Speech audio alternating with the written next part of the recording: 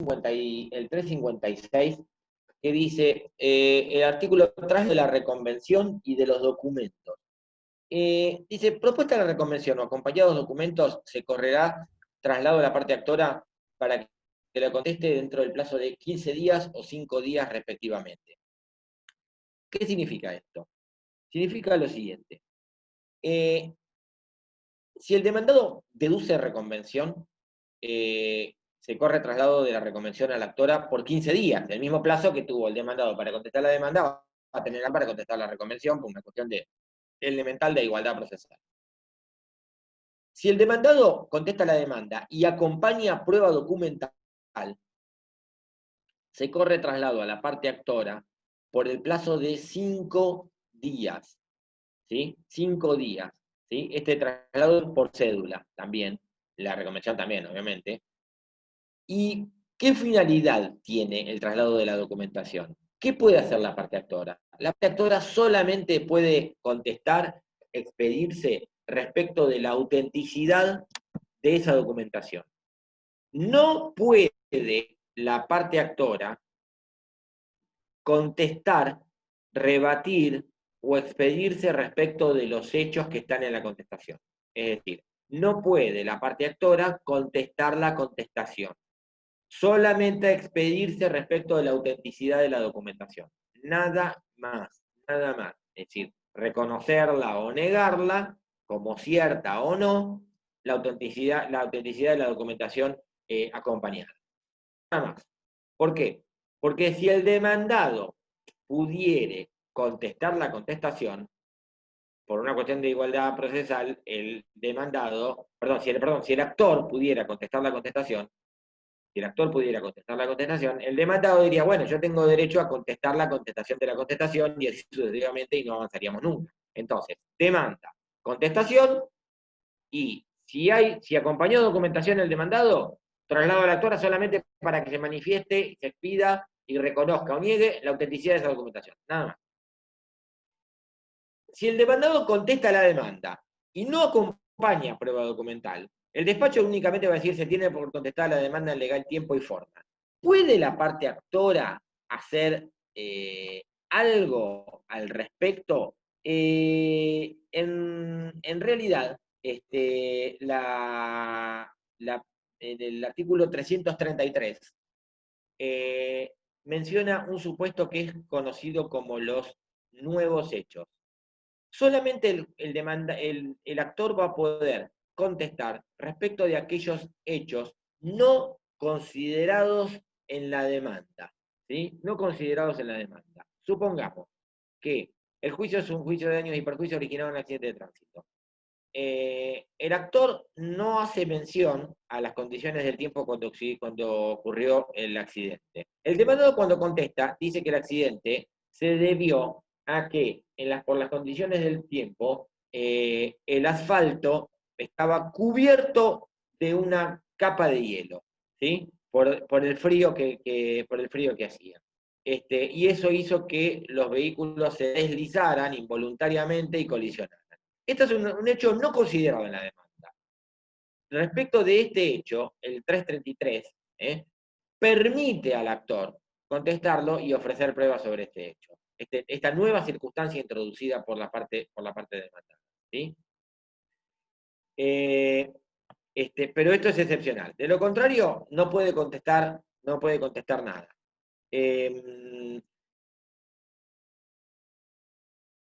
Repasando. Demanda, traslado, contestación. O demanda, traslado, contestación y reconvención. Tercer supuesto. El demandado comparece y reconoce, admite la pretensión deducida por la parte actora. Estamos en presencia del allanamiento. Este allanamiento puede ser total o parcial. Si el allanamiento es total, total, es decir, a toda la pretensión o a todas las pretensiones, el juez va a dictar la resolución de autos para sentencia y va a dictar sentencia. haciendo lugar a la demanda, obviamente. Pero solo si es total. Ahora, ¿puede el allanamiento ser parcial? Ejemplo, eh, varias personas, o dos personas, vamos a hablar más fácil, dos personas tienen en condominio un inmueble. Son condóminos de un inmueble. Uno de ellos, un buen día, le inicia un juicio al otro, en el cual le reclama dos cosas. Una, la división de condominio. El condominio cuando es indiviso, y sin que haya una cláusula o una causal de indivisión forzosa durante un tiempo determinado, si no está pactada la indivisión durante un tiempo determinado, cualquiera de las partes puede decir no juego más y puede pedir la división, ya sea la división material del condominio, y si no es posible esto, porque catastralmente no se puede dividir, un apartamento de dos ambientes no lo podemos dividir en dos, la venta. ¿Sí? Eh, este, entonces, dos personas tienen un departamento de dos ambientes y uno de ellas pide la división de condominio. Y además, como hizo una serie de gastos, viene pagando todos los impuestos, los servicios, hizo una serie de arreglos y de reparaciones que eran necesarias en el departamento, viene pagando las expensas solo. Entonces, además, hay una acumulación de pretensiones, además de la división de condominio, le exige la restitución de la mitad de lo pagado. Es decir, porque esto se pagó en beneficio del condominio. Entonces dice, bueno, yo gasté 100.000 pesos, y acá somos dos los dueños, bueno, hay 50 que me los tiene que devolver. ¿Sí? 50 son a cargo mío y 50 a cargo de él. Pero el único que está poniendo la plata soy yo, la parte de esto. Entonces, ¿qué es lo que va a ocurrir? El demandado puede ser que se allane a la división de condominio. De hecho, la división de condominio es una pretensión a la cual es imposible repelerla. Si no hay una causal de indivisión forzosa, no hay nada que diga que había que mantenerlo indiviso durante 10 años, por ejemplo. A veces pasa, que los propietarios lo pactan en la escritura, pero si no está previsto, como ocurre casi siempre, no hay mucho para decir. Entonces dice, bueno, yo a la división de condominio me allano. Pero respecto de la demanda del reclamo, de la pretensión, de la restitución de los gastos, no. Niego que se hayan hecho los gastos, niego que los gastos se haya hecho efectivamente, exclusivamente la parte actora, y ahí sí opone defensas. Entonces, se allana una pretensión y contesta la demanda respecto de la otra. ¿Qué pasa con el proceso? El proceso continúa. Les digo porque muchas veces les dicen, no, pues si hay allanamiento, se dicta sentencia. No, momentito, si el allanamiento es total, si el allanamiento es parcial, el proceso continúa respecto de aquella pretensión que no se haya allanado. Y oportunamente, el juez lo que va a hacer es dictar sentencia haciendo mérito de ese allanamiento y después resolviendo la otra cuestión, para un lado o para el otro. Repasamos. Primer supuesto, el demandado se presenta, se defiende. Segundo supuesto, el demandado se presenta, se defiende y reconviene, contrademanda, como se dice vulgarmente. Tercer supuesto, el demandado se presenta y reconoce, admite la pretensión total o parcialmente. Cuarto supuesto, el demandado no comparece, no se presenta. Y acá nos vamos del código para otro lado, nos vamos al principio, que es cuando está el régimen que regula a las partes, y estamos en presencia de la figura de la rebeldía. ¿Sí? ¿Cuándo se produce la rebeldía? Fíjense el artículo 59. El artículo 59 lo que dice es que cuando la parte debidamente citada y con domicilio conocido no compareciere o abandonar el proceso, se le podrá declarar la rebeldía a pedido de la otra parte. De acá surgen cuáles son los requisitos o cuáles son los extremos, mejor dicho, que se tienen que producir o se tienen que dar para que haya rebeldía. Esos extremos son, primero, que la parte tenga domicilio conocido.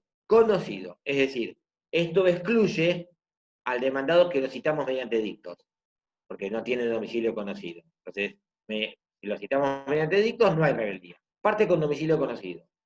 2, debidamente citada. 3, que no comparece. O otro supuesto es que, habiendo comparecido, ya siendo parte del proceso, lo abandone. ¿Cuándo se puede abandonar un proceso? Si el abogado renuncia a la representación, se lo intima a que designe un nuevo abogado apoderado o patrocinante y constituya un nuevo domicilio, no lo hace, ¿sí? Y obviamente queda en rebeldía. ¿Qué es el supuesto menos usual? El supuesto más usual es el que está notificado, tiene domicilio conocido, debidamente citado, no comparece. ¿Cuáles son los efectos que trae la rebeldía?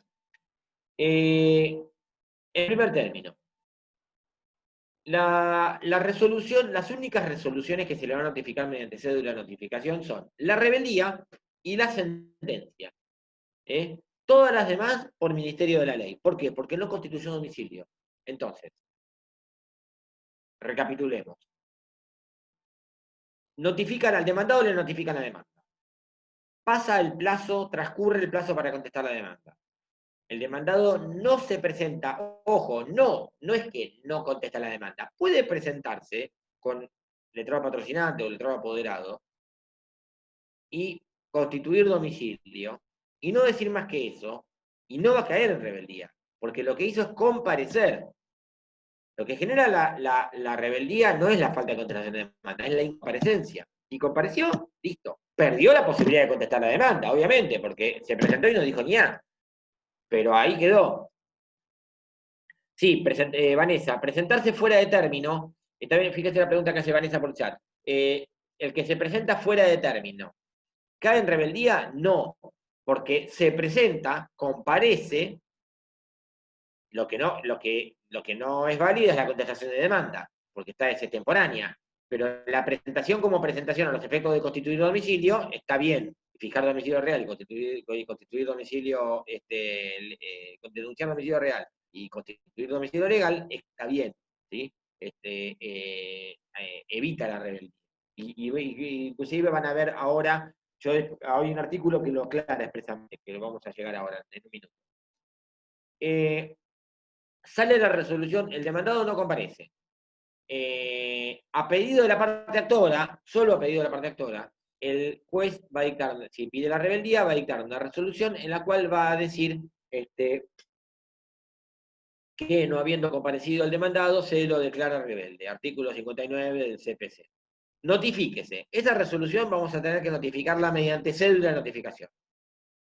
En formato papel, al domicilio real. La próxima cédula que le vamos a mandar es la de la notificación de la sentencia. ¿Sí?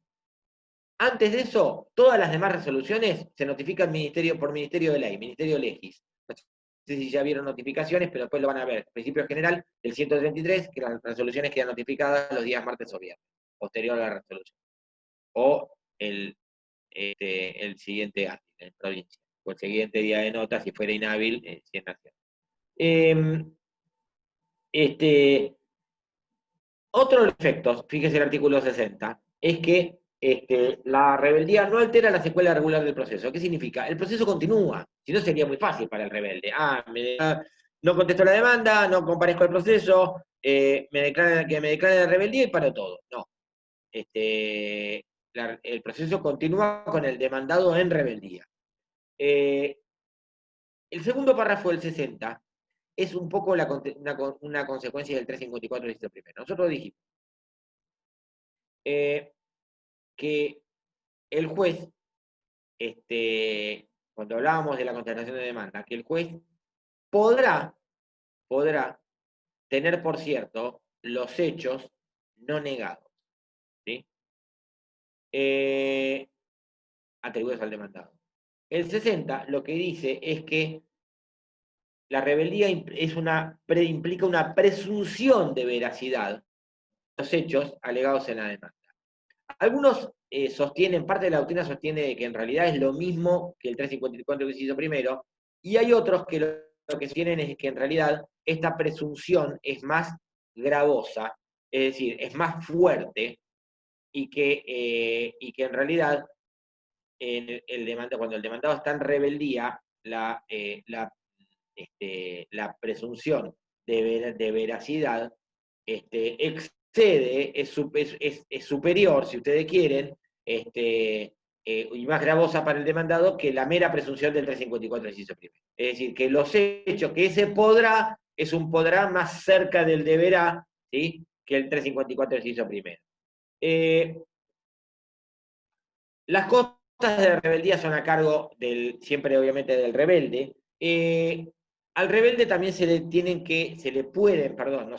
pueden trabar medidas cautelares solamente por la rebeldía. Es decir, nosotros no lo vamos a ver en esta materia, pero para las medidas cautelares se requieren dos requisitos, que son la verosimilitud del derecho y el peligro en la demora. Además de otro requisito más, que es la contracautela y la prestar caución, que es requisito en realidad para trabarla. Pero para que se decrete una medida cautelar, verosimilitud del derecho y peligro en la demora. Verosimilitud del derecho significa que lo que estamos reclamando en principio tiene asidero, tiene probabilidad de éxito, puede prosperar la pretensión. Y peligro en la demora es el temor en que el tiempo que transcurre el proceso torne ilusorio o fracase el cumplimiento de ese derecho. Entonces, quedó en rebeldía, y está vendiendo, pasando los bienes a nombre de otro, y cuando tenga una sentencia a mi favor, que se la puedo cobrar, y la puedo hacer cumplir en forma forzosa, no le voy a poder sacar nada, no le voy a poder cobrar nada. Entonces, en este caso, la rebeldía lo que hace es releva, de alguna manera, a quien pide la medida cautelar, de la carga de tener que acreditar esta verosimilitud del derecho. En todos los casos yo tengo que explicar y probar sumariamente al juez que lo que estoy reclamando puede prosperar, es una mera probabilidad, no una certeza. La certeza la tenemos en la sentencia. En este caso, esa probabilidad va a estar dada, y ese peligro en la demora también va a estar dado por la rebeldía del demandado. Está en rebeldía, significa que él ya hay una presunción de verdad de los hechos lícitos, afirmamos en la demanda.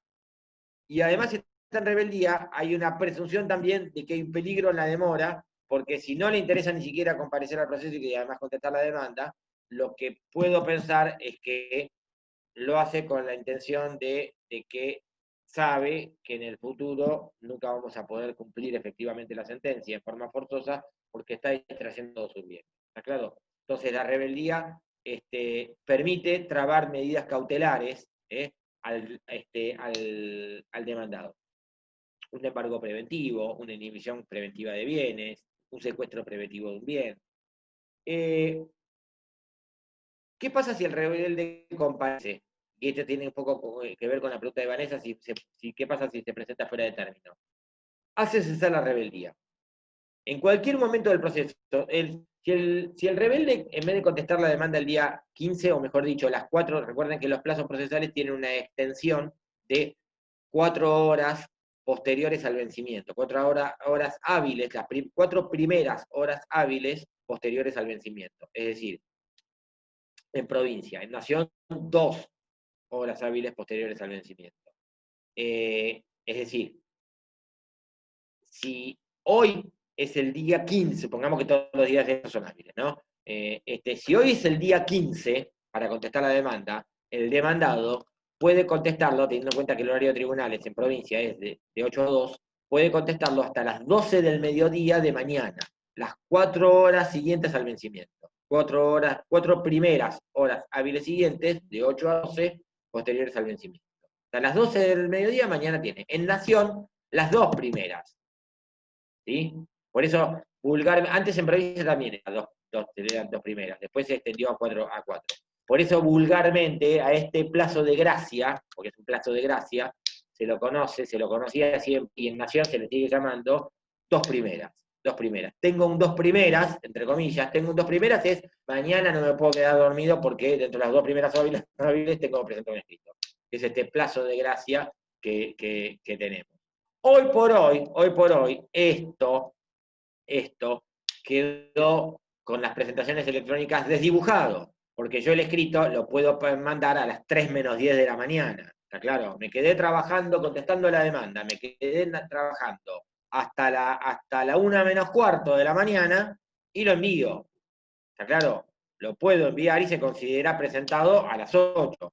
¿Entienden esto? Que es el comienzo de la jornada hábil judicial. ¿Está claro? Antes, cuando la presentación era exclusivamente en papel, sí o sí tenía que ir y llevarlo. ¿Está claro? Ahora, una de las ventajas precisamente de la presentación electrónica es no correr con este tipo de situaciones que han dado, obviamente, anécdotas mil. Era corriente ver abogados corriendo desesperados por la escalera con un escrito porque se habían quedado dormidos y se les pasaba el plazo. ¿Sí? Esto ya no ocurre por las presentaciones electrónicas, precisamente. ¿Qué efectos tiene la rebeldía respecto de la prueba? Significa que si el demandado está en rebeldía, ¿significa que no hace falta que el actor apruebe nada? No, mentira. No. Esto no exime que el proceso se decrete la apertura a prueba, que es algo que vamos a ver ahora en 5 minutos. ¿Qué pasa si el demandado el demandado que está en rebeldía se presenta? Hace cesar la rebeldía. ¿Sí? Hace cesar la rebeldía. Lo mismo que si contesta fuera de término, que es lo que estábamos hablando. Contesta fuera de término, ahí en ese caso no le llegaron a decretar la rebeldía, así que la evita. Es decir, si se le vencía el día 16 a las 12 y la contestó el día 18 o el día 17, porque el abogado contestó mal los días, contó mal los días, lo va a tener por contestar fuera de término, pero evita la rebeldía. Ahora, si llegaron a declararle la rebeldía y le notifican la rebeldía y el demandado dice, no, no, entonces esto va en serio, me voy a presentar, hace cesar la rebeldía. Pero lo que no puede es retrotraer el proceso. La rebeldía no permite retrotraer el proceso. ¿Por qué? Porque no altera la secuencia regular del proceso. El demandado se sube al tren en la estación que está. No puede decir, no, no, que empiece todo otra vez. ¿Sí? Notifíquenme de vuelta de demanda, contento la demanda. No. Podrá hacer los actos procesales que pueda hacer a partir de que comparezca. Hace la rebeldía y va a poder hacer y ejecutar los actos procesales que tenga de acá, oportunidad de acá en más, no para atrás. ¿Sí? Esto por una elemental aplicación del principio de preclusión.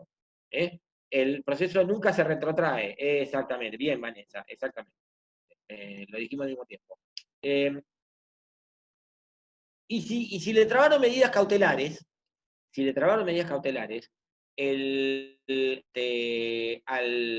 no puede pedir el levantamiento. O sea, lo puede pedir, pero le van a decir que no. Pues si no, sería muy simple. A ver, el demandado recibe la demanda y dice, a mí no me pueden hacer nada, yo soy intocable. No la contesta, no comparece al proceso. Lo declaran en rebeldía y además le traban un embargo preventivo sobre su casa.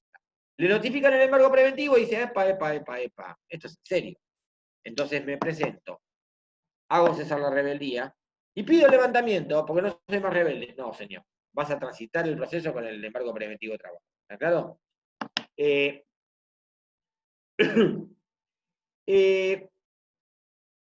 Bien. Vamos a ver, cuáles son, fíjense, ahora volvemos a los artículos donde estábamos. 357. Perdón, sí, 357. Nosotros hemos llegado hasta el 356. Vamos a ver el 357. El 357 lo que dice es, tras el trámite posterior según la naturaleza de la cuestión. ¿Qué significa esto? Si hay un artículo, inentendible en el código, es este. Fíjese, dice, con el escrito de contestación de demanda o de reconvención, en su caso, con el escrito de contestación de demanda o de contestación de la reconvención, pues la reconvención se le corrió traslado, se contestaba, el pleito se abrirá a prueba si mediare el supuesto del artículo siguiente, y de lo contrario, se declarará la cuestión del puro derecho con la cual previo traslado quedará conclusa para definitivo. ¿Qué significa esto? Lo que significa es lo siguiente, que dice trámite posterior, fíjense, el título es trámite posterior según la naturaleza de la cuestión. El código lo que está diciendo en el 357 es, acá, señores, se abren dos posibilidades. Una es La apertura prueba si mediara el supuesto del artículo siguiente, o sea, el 358, que eso lo dejamos en suspenso. De lo contrario, se declara la cuestión de puro derecho. ¿Qué es cuándo se abre un proceso a prueba y cuándo se declara la cuestión de puro derecho? Fíjese el 358. 358 dice, siempre que se hayan, dice apertura a prueba, siempre que se hayan alegado hechos conducentes acerca de los cuales no hubiere conformidad entre las partes, se abrirá la causa a prueba. ¿Qué significa? Que para que se decrete la apertura del juicio a prueba, para que el proceso entre en una etapa probatoria, tiene que haber hechos conducentes y controvertidos. ¿Qué significa conducentes y controvertidos? Sí, Vanessa, exactamente, eso, conducentes y controvertidos.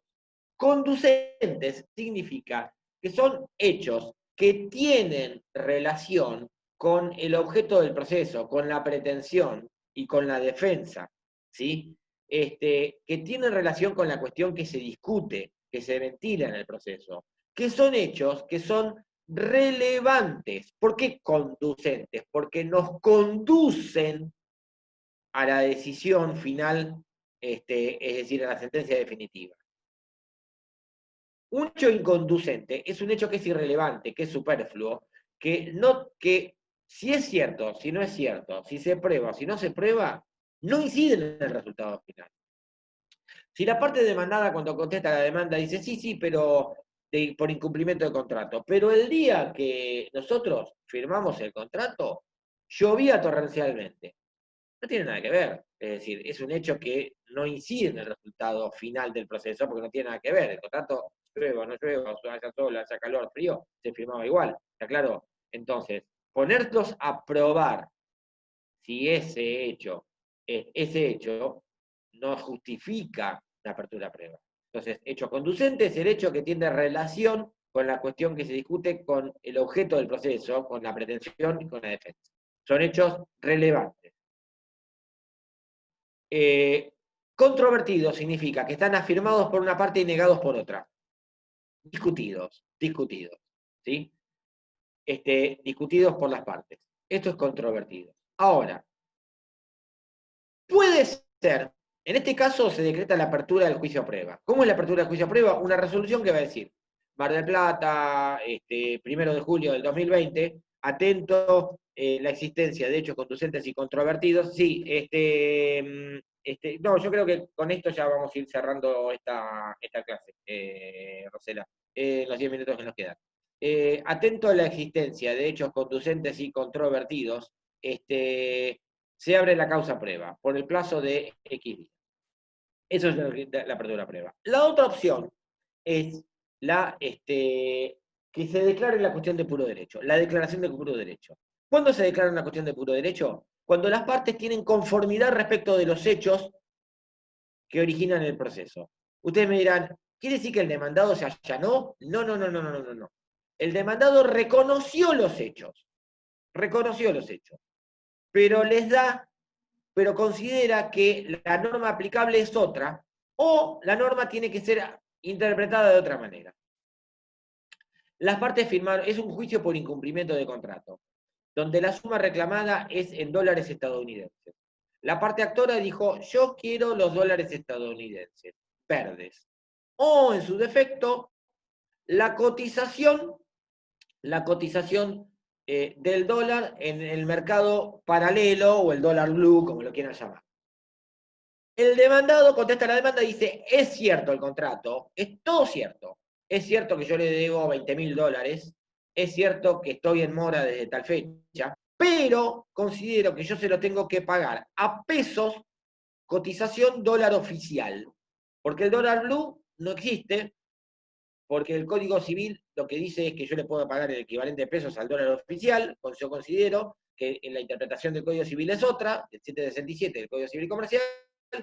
Entonces yo los 20.000 multipliquen 20.000 por 70, no por 125. ¿Claro? Hay conformidad respecto a los hechos. En lo que no hay conformidad es respecto de qué norma es aplicable y cómo tiene que estar interpretada el Código Civil. Hay que traerle los dólares billete, porque el demandado dice, yo los dólares billete no se los puedo traer, porque puedo comprar 200 por mes nada más. El gobierno no me deja comprar más. Entonces yo le traigo los pesos, 20.000 por 70. ¿Cuánto te da? 140.000, acá están los 140.000 pesos. Cuando quieras te los pago. ¿Sí?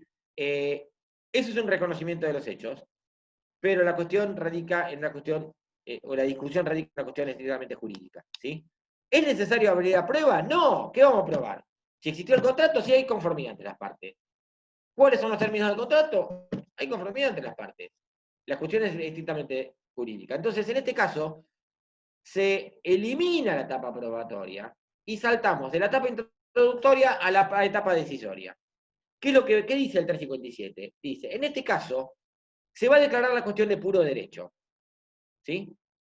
Mar del Plata, 1 de julio del 2020, atento la conformidad de las partes respecto de los hechos discutidos, o de los hechos planteados en el proceso, o los hechos que originan este proceso, se declara cuestión de puro derecho, notifíquese. Una vez que quedó notificada y firme, las partes pueden, dicen, se conferirá nuevo traslado por su orden, con lo que quedará concluso para definitiva. El nuevo traslado por su orden significa que se le va a dar, sí, que cuando el código no dice por cuántos días un traslado, son 5 días. Es el plazo por defecto. Se le va a dar 5 días por su orden, significa primero al actor y después a la demandada. 5 días a la actora y después 5 días a la demandada, para que amplíen, si quieren, el fundamento jurídico de la pretensión y de la defensa, de la demanda y de la contestación. No pueden agregar nuevos hechos, no pueden ofrecer pruebas, ¿sí? Solamente ampliar los fundamentos jurídicos. ¿Es una carga? No, no. Si quieren lo hacen, si quieren no lo hacen. No lo hacerlo no significa que la sentencia va a ser necesariamente en contra. ¿Sí? Siempre es aconsejable hacerlo. Este nuevo traslado, que se llama réplica y dúplica, la actora va a ampliar los fundamentos jurídicos de la demanda, la demandada de la contestación.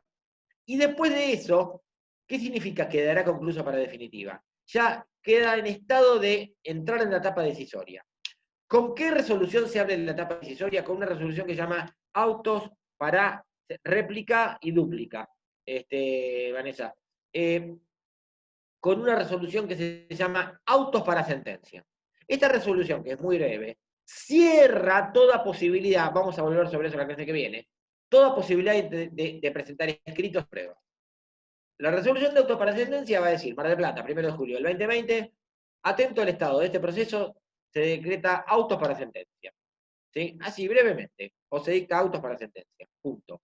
Después de eso que viene, la sentencia. Es decir, que el esquema del proceso va a ser, en este caso, demanda, traslado, contestación, ¿sí? En el caso que se hubiese contestado, o reconvención y contestación de reconvención. Lo que pasa es que si hay reconvención, en este caso habría hechos controvertidos necesariamente. Demanda, contestación, admitiendo los hechos, declaración de puro derecho, traslado a las partes para que amplíen sus fundamentos, auto para sentencia, sentencia. El proceso va a ser mucho más corto, en tiempo, y en actos procesales también, obviamente. ¿Por qué? Porque la duración cronológica, en meses, años, que tiene el proceso, generalmente se la lleva, la irroga, la etapa probatoria. La etapa probatoria generalmente es la que más tiempo dura. ¿Sí? Por eso todos los esfuerzos que sean en las distintas reformas procesales proyectadas actualmente, apuntan fundamentalmente a simplificar la etapa probatoria. A ver, Rocío, el llamamiento de autos para sentencia cierra la posibilidad de qué? Cierra la posibilidad de presentar más escritos y pruebas. Igual vamos a volver sobre esto en la clase que viene. Nosotros, la clase que viene, lo que vamos a ir haciendo es, lo que vamos a hacer es retomar acá, es decir, vamos a volver a la etapa a la apertura prueba y vamos a ver cómo es el desarrollo. Es decir, nosotros al proceso lo partimos en dos posibilidades. Una rama, declaración de puro derecho, con un trámite cortito. La otra es el camino largo. Se abre el proceso a prueba, que es lo que ocurre en el 99% de los casos, se abre a prueba, hay hechos conducentes y controvertidos. ¿Qué pasa a partir de ahí? ¿Cómo se desarrolla la etapa probatoria? Y cómo termina la instancia. Clase que viene lo que vamos a ver es cómo se desarrolla la etapa probatoria hasta la sentencia, y después vamos a ver las diferencias del sumario y del sumarísimo con el ordinario. vamos terminando acá para no arrancar con un tema que no lo podamos terminar. Desde ya, gracias a todos ustedes, gracias Rosela y al Centro de Estudiantes, y nos vemos el miércoles que viene. Buenas tardes.